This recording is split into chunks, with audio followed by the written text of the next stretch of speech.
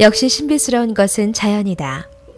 그것을 추상적이 아니라 구체적으로 느낄 때는 봄. 새로 잎이 돋아나는 나무들과 흙을 밀고 올라오는 싹들은 해마다 놀랍다. 이 경이로움이 녹색으로 변해 들판을 물들일 때 우리는 또 감탄한다. 그 감탄은 미술작품이나 역사 따위를 뛰어넘는다. 당연하다. 인간이 만든 미술사 따위는 몇 년이나 되겠는가.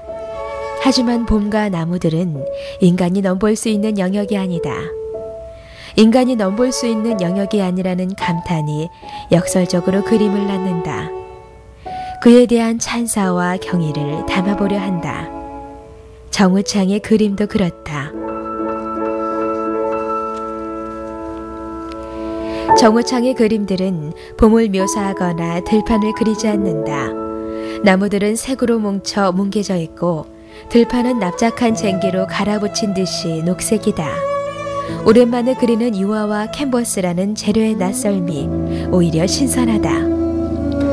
그 신선함이 익숙함으로 넘어가기 직전의 순간, 재료들이 작가의 말을 들을락 말락하는 순간에서 붓을 멈추는 것은 중요하다.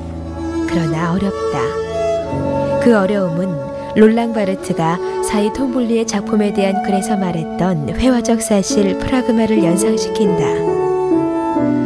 바르트가 말하는 회화적 사실이란 회화도구를 도구로 보지 않고 그것을 하나의 사실로 보는 데서 시작한다. 캔버스, 물감, 붓질을 포함한 이 모든 재료들은 작품의 소재이자 물질로 남아있으려 한다. 그것이 재료의 고집이며 재료는 늘 존재 자체를 주장한다. 이 원재료들, 고집센 원재료들이 회화적 사실이다. 화가는 바로 이것들의 고집과 싸우는 존재이다. 아니, 타협한다고 해야 할까? 정우창은 붓을 들고 물감을 묻혀 캔버스 위에 문지르고 비비고 긋는다. 그렇게 해서 캔버스 위에 남게 되는 녹색 물감의 흔적들이 그림이 된다. 그림들이 들판, 논밭, 나무, 풀밭으로 보이거나 재현되자면 그것은 겉보기의 현상에 지나지 않는다. 외견상의 재현이 목적이 아닌 것이다. 그렇다면 그 내부에 무엇이 있을까? 사실 그것은 화가도 모른다. 그리고 모르기 때문에 그린다.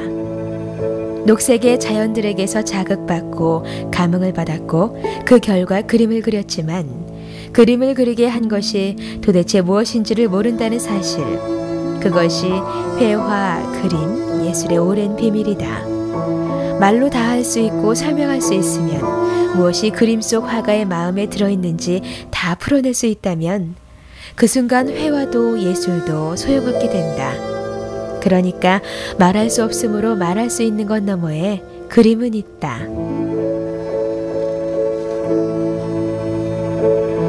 결국 그림은 말과 존재 사이에 있다.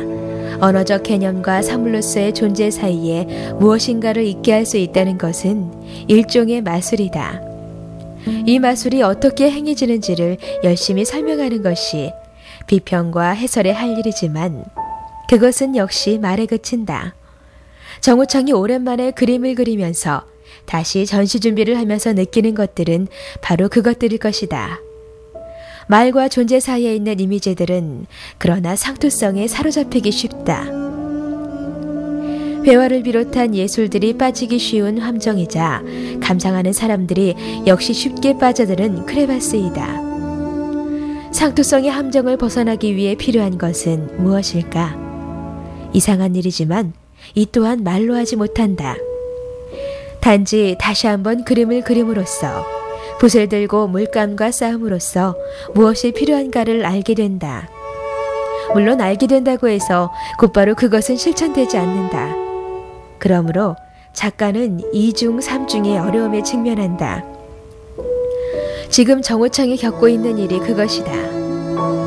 농부가 괭이를 들고 초록빛이 깔리기 이전의 들판에서 결실을 생각하듯이 화가는 붓을 들고 캔버스 앞에서 완결된 그림의 상태를 예상한다. 물론 그 예상은 거의 빗나간다. 농사의 결과를 예측하기 힘들듯이 그림 역시 마찬가지다. 그러므로 그림은 농업의 일종이며 화가는 늘 들판에 서 있다. 굳이 빗대 말하자면 정우창은 붓을 들고 이제 진짜 들판에 서 있게 된 것이다. 그리고 그 첫 결과물들을 모아놓고 둘러본다. 그리고 그것에 관해 가장 잘 아는 자는 물론 그린 사람 자신이다. 자연만큼 신비스러운 것은 그림이다. 오랜 시간이 지나도 어떻게 사람들의 마음을 홀리고 있는지 도무지 알 수 없는 것이니까. 그래서 수많은 사람들이 붓을 들고 캔버스 앞을 서성이는 것이다. 도랑에 빠지고 언덕에서 넘어지고 돌에 걸려 자빠지면서 게다가 그렇게 힘들게 가도 그 앞에 무엇이 있는지 아무도 모름에도 불구하고